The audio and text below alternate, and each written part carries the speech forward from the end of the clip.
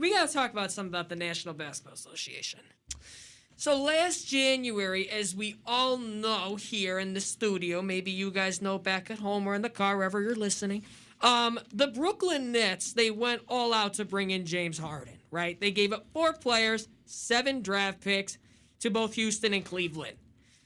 It was a success for Brooklyn thus far. And midway through the month, obviously the Nets had secured this powerful trio in Kevin Durant, Kyrie Irving, and James Harden. But I can't really call it powerful because they're all injured. Last offseason, this past one, now the Lakers began their own super team. They got Russell Westbrook and Carmelo Anthony, those most notable players. So you add that to LeBron James, and Anthony Davis. So, Ryan, I got to ask you. I'm not the biggest basketball fan, but I know basketball. So, are super teams, are they good or bad for the NBA? That's funny you should ask, because likewise, I'm not really a big NBA guy. I do have certain favorite players I like to watch, but I want to say they're good, and the reason I'm saying that is because they draw fans. They put butts in the seats, and that's something that the NBA has done really well with. Obviously, you look at 2016, 2017 Warriors, obviously Durant, Steph Curry, and Klay Thompson. That was a super team. You have 2 great shooters, I guess 3 great shooters, but obviously 2 are more known for their 3-ball. That played really well, but now you go to the Brooklyn Nets, and you have James Harden, and then you just have 2 other guys who Kevin Durant, James Harden, and the other guy, I can't think of his name right now, but they don't share the ball. And that's the problem. When you don't, Kyrie Irving, you don't share the ball, that's when super teams can be bad. But if you can work around that, like this year with LeBron James and Russell Westbrook, Westbrook is, I'm assuming, going to be assisting James all the time, and that could be really good for the NBA. I look at it like this. I think a lot of the NBA teams, as you're saying right now, I would say that the Nets, the Lakers, for sure, are NBA super teams. But I think soon more teams are going to want to become super teams. It's going to be, I would say, not that fun of a league to watch in the next coming years, because I just think a lot of more teams are going to want to be that, make a super team. And of course it's fun for fans to be there, but I've always grown up liking a favorite player on the team, and now it's just tough when you have like 3 of those guys that can be the favorite player on the team. And it's just tough because you don't have that number 1 guy. I mean, you do, but when you have a super team, everyone wants to be that number 1 guy. I think that's a fair point, Ryan. I honestly think I agree that super teams are good for the NBA, but I honestly think it's going to continue to get better. I loved watching the Warriors because Steph Curry and Klay Thompson and Kevin Durant are entertaining basketball players, but I didn't like that super team at the time because it was the only super team. It wasn't competitive. We saw a couple of those final series, especially the 2 after when Cleveland won, the 2 after that. They just weren't competitive. It was not a fun experience for an NBA fan to watch those series. It went 4-1 and 4-0 in favor of Golden State. But now when you have the Nets and the Lakers both considered the real super teams who should be competitive all year long, and then plenty of other teams who aren't super teams but good enough to beat the Lakers and Nets, like the Bucks. The Suns took the Bucks to 6 games last year. You can throw the Suns in there. There's plenty of teams who aren't super teams but are good enough to compete. I think that's good for the NBA, and I think it'll only continue to get better. I think as you see other teams in big markets start to reestablish themselves, maybe New York in the future if they ever land a big free agent, maybe Chicago if that team gels with the additions of Lonzo, DeRozan, they added Vucevic last year. And they still need another superstar, but they're getting there. I think it'll only continue to evolve into bigger and better super teams. And I didn't love it when it was just the words, but now as we get to more and more, and you hopefully have 3 or 4 in each conference, making it awesome for the regular season, that I think will be good for the NBA. And the NBA is better when you have a reason to tune, like the Christmas games. There's been years in the Christmas games where it's been Knicks and maybe the Pelicans before they got Zion, before they were good. Nobody wants to watch that. But instead now, the Knicks are better. There's all these teams on Christmas and these great matchups, and also in other national TV games the rest of the year. That is much better for basketball. This is awful for basketball. In fact, it's a disgrace. Let's just take a look here, okay? I'm looking at the Western Conference at the moment. The Utah Jazz, they're a good team. They ain't going to win a title because they don't have what it takes to get all the way. I like Donovan Mitchell. I really do. I love Donovan Mitchell. They got some good players on that team.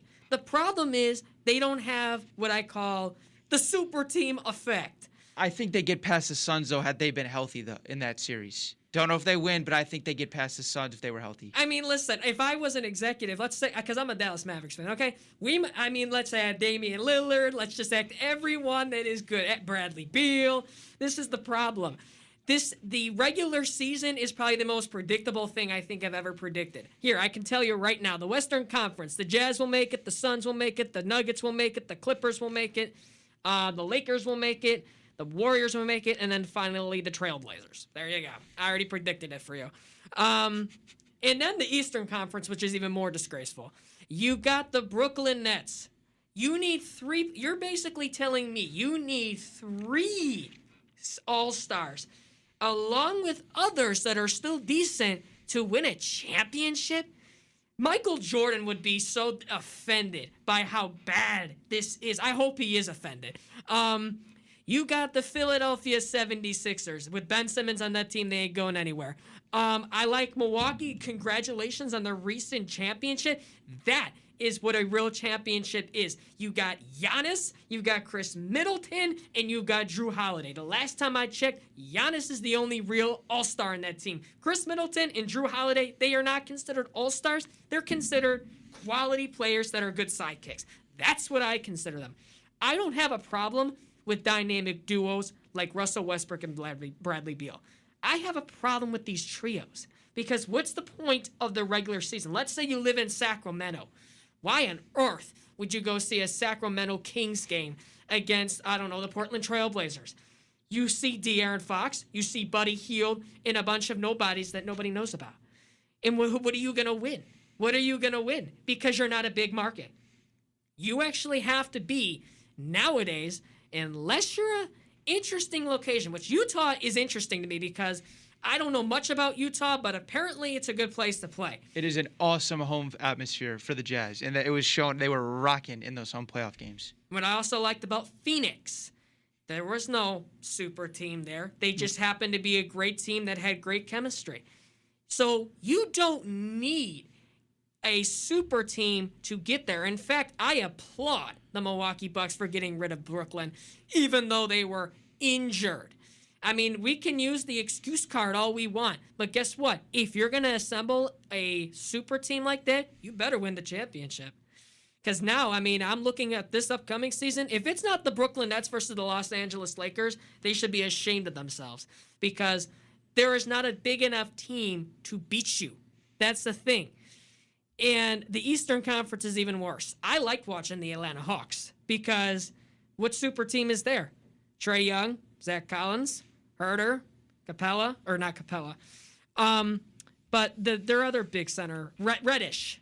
But that's the point is, economically in the playoffs, this is fantastic because you're going to have a big atmosphere. But the first round, first seed versus 8th seed, what's there to watch? It's going to be a sweep. Next. That's basically what it is. There's nothing to watch until it's the second round and then further down the road. That's it. Well, with that, though, I don't think that's because of super teams. If you're going to talk about predictability and saying how the first round matchup, especially 1 versus 8, isn't fun to watch, I think then we have to talk about there being too many seeds making the playoffs. You went down the line earlier and named all the 8 teams. Yeah, it's predictable, but it's also because over half the league makes the playoffs. I think that's why not the super teams. It's just the fact that the way the playoffs and the league is structured. Okay, you can argue that, yeah. So let's say you make these. So obviously 8 seeds make it. In this past year was the play-in tournament. So really 20 teams made it. So that's over half. That's 20 out of 30, or it's 66%. That's ridiculous. And did anyone really enjoy that Washington Wizards series against Philly? I mean, Wizards took a game, but I couldn't tell you anything notable from that series. So that's more of just, and Philly wasn't a super team. That's just more of a problem with there's so many teams that get in the bracket rather than the fact that the super teams at the top of the conference make it too predictable. Yeah, that's true. You can argue that. But if they're going to want to make this more interesting, a regular season, that's really hard to do. They're going to have to make some sort of rule saying you can have this many all-star players on your team. Yet again, that could get very subjective. But if I'm looking right now in terms of the playoffs, if, like you said, almost 67% of the league is making the playoffs, that's an issue. Because if you're making the playoffs with a 33 and a 39 record, that's messed up. You're not over 500. I mean, this is not exactly a great comparison, but in hockey, what team that's not over 500 makes the playoffs? I haven't seen one in a very long time.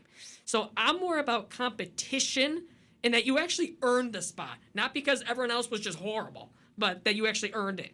Yep. No, I'm glad that you and I are both on the same page. Sadly, I don't think that's going to change because how are you going to talk someone like a Washington who got in as that 8 seed out of a potential playoff spot, especially the owners who benefited from the home revenue from a couple home playoff games? You're never going to change. Obviously, it's a business. You need to make money. Even though it's not competitive, I don't see that structure changing because teams like the Magic, who have gotten into the 8 seeds in previous years, Wizards, obviously, they're not going to want to be talked out of a home playoff game, 1 or 2 games. Because it's a business. Yeah, again, that's why this is an opinion-rated show. I said yes, Ben, I believe, said yes, Lucas said no. But you know what? It's okay. I think that, super teams, I think teams are going to slowly start becoming more of a big super team. Like you said, I think the Suns have potential to add maybe 2 more superstars, and that you could technically call them a super team. But yeah, I agree. If it's not the Nets and the Lakers in the finals, NBA messed up. Yeah, they did.